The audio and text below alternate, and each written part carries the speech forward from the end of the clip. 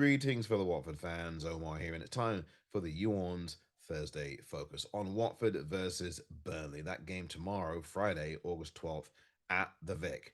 And it should be a battle in midfield. I think that's where this is going to come down to. These two teams, who, of course, were both relegated together from the Premier League at the end of last season, doing battle in the Championship, where I think it'll be more physical, it will be more eagerly contested. But Watford will have to get much more physical in that midfield against a Burnley side who have changed in many regards, but in terms of personnel, they have not changed all that much. There's still a nucleus of Burnley players there. You've got some of the likes of Jack Cork in your midfield. You do have players the likes of Ashley Barnes still leading the line for Burnley. The Clarets will have two up top in the 4-4-2 formation.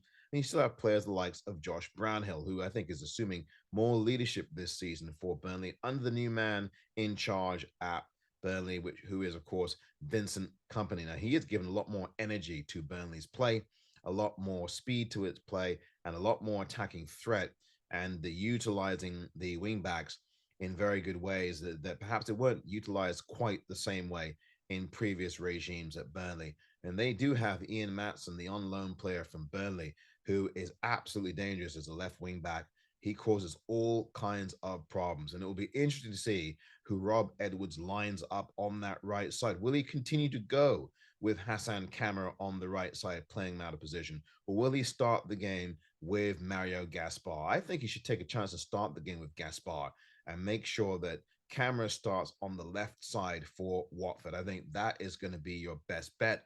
If you can give Gaspar some help if he needs it against a very pacey young man like Ian Matson, then go ahead and do it. Maybe that's where Seaman comes in to cover and give help on that right side, where I think he really should be in terms of that midfield. Bring back Sema to the right side. He can play on either side, but his right side would be helpful here as he could try to double off Ian Matson to give some cover to Gaspar, perhaps. I don't know what that's going to be like if they're playing a flat back three, but I expect that there will be some changes, I think, to Rob Edwards' lineup. Certainly, Hamza Chowdhury will be introduced in this game. I don't think he's going to be coming off the bench. I think he's going to start. I don't think there'd be any reason not to start him in this game.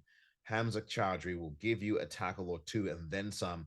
He is going to be more of a physical force in that midfield for Watford, who desperately need some strengthening of that midfield. I think the Watford brass went a long way this week toward doing that with a very important signing of a young man.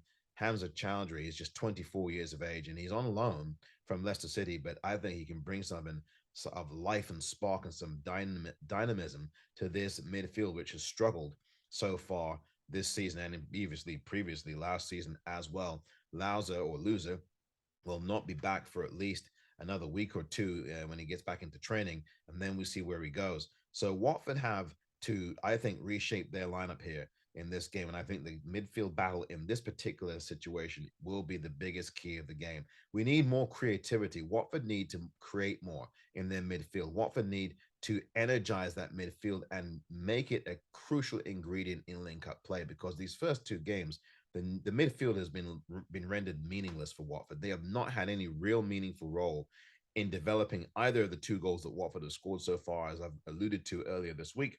And the first goal was created really off of a counter attack that the midfield almost lost in that after Sheffield United in the Sheffield United game, when Dennis got the pass out wide to Sarr and Sarr got the pass over to João Pedro for the finish in that game. And then, of course, on Monday night, you saw what happened with really the outlet ball coming from Craig Cathcart. He headed it off, and then it was Sarr who took the ball on his own accord, one touch, and then the first time blasting it with a real deft chip and accuracy into the back of the net from all the 60 yards out.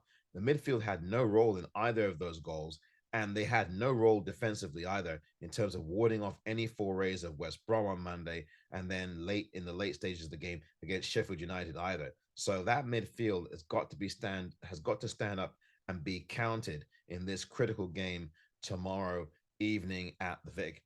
I think Burnley are going to cause a lot of problems for Watford, but I think Watford are going to be able to have just enough here to get over the finish line. It's going to be a very close game, although I do think that Watford will need to score twice in this game to win it.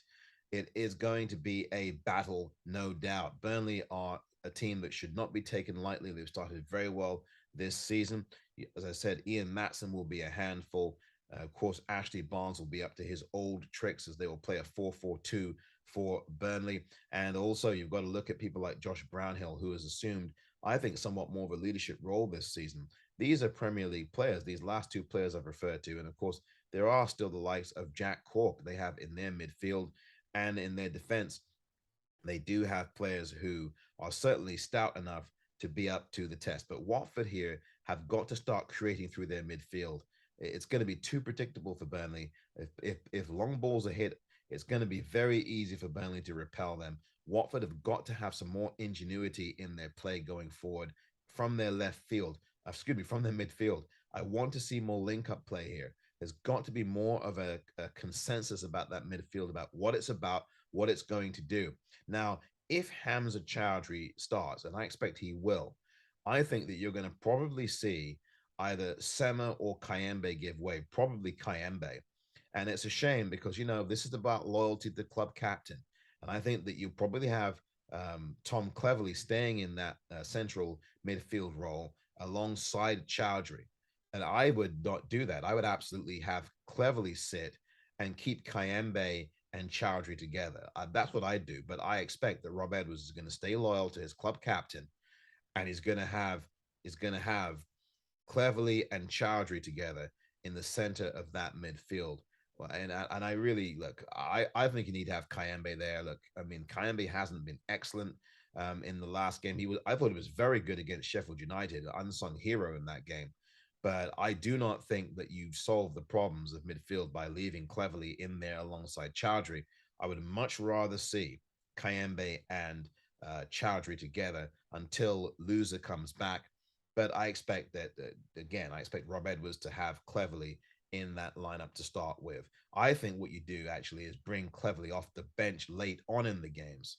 That's what I think you do. And of course, it depends, of course, on where Watford are in the game. But I think you bring in Cleverley later in the game, like the one tomorrow night against Burnley. And of course, let's see what Watford's attacking options are for this game, because I think Manai should be getting more of a run as well in these games, not bringing him in the 75th minute. I'd like to see him come in earlier if the game warrants it, of course. And we need to see where the defense is going as well. Sierralta, no news on him being injured. I mean, apparently all systems go for him from what we're learning. No new injuries apart from what I've just mentioned to you. So earlier, because Tom Daly Bashiru, I'll mention it now actually, Tom Daly Bashiru out for 2 to 3 months. And of course, he has not played a single minute of championship football for Watford thus far, and he'll be out for 2 to 3 months. Sierralta, there was no news on him, so apparently he's going to be good to go. But we need to see where this defense is going to be. You're going to get a better Watford performance than you did on Monday night. That I can pretty much all but guarantee to you. But Burnley, again, are going to be a force to handle. They really are. Vincent Kompany has them playing very direct, dynamic football, creative football. They have secondary runners who come back. They're good at getting second balls. Josh Brownhill will be an X factor in this game for Burnley. And I think for Watford, you're going to see the likes of Hamza Chowdhury showing his worth and showing you how valuable it is, and João Pedro continuing to go strength to strength with two, I think, very good performances, especially the one against Sheffield United. João Pedro has worked his socks off for Watford, and he has been outstanding so far. This is the kind of pedigree that Watford need, but I think he is best in the role that he was in the Sheffield United game, as playing just behind those forward two. It's really part of a three, but João Pedro will tend to drift back a little bit and give some cover and help to that midfield. But I think now that Chowdhury is in there centrally, and if he starts, I think you'll have João Pedro playing deeper and forward as opposed to deeper and backward as he did on Monday night against West Brom. But Watford are going to come out of this game, come out of this game at the start firing. Watford have to go forward aggressively and really start to send a marker to Burnley early in this contest. You've got your fans at the Vic. You've got to make use of that support, Watford, and absolutely go for this full tilt from the off against Burnley. The longer Watford sit back and play this game where they retreat into their shell, regardless of the score, the worse off it is for Watford, and the more likely Burnley are to steal something from the game. Watford have to impose themselves from the off here, just the way that West Brom did in their game against Watford on Monday. And if Watford are able to impose themselves early in the game and get a goal in the first 10 to 15 minutes, I think that they can consolidate and go on and score a second goal. And I think Watford will need to score 2 goals to win this game tomorrow against Burnley at the Vic. This has been the YouOrns Thursday Focus.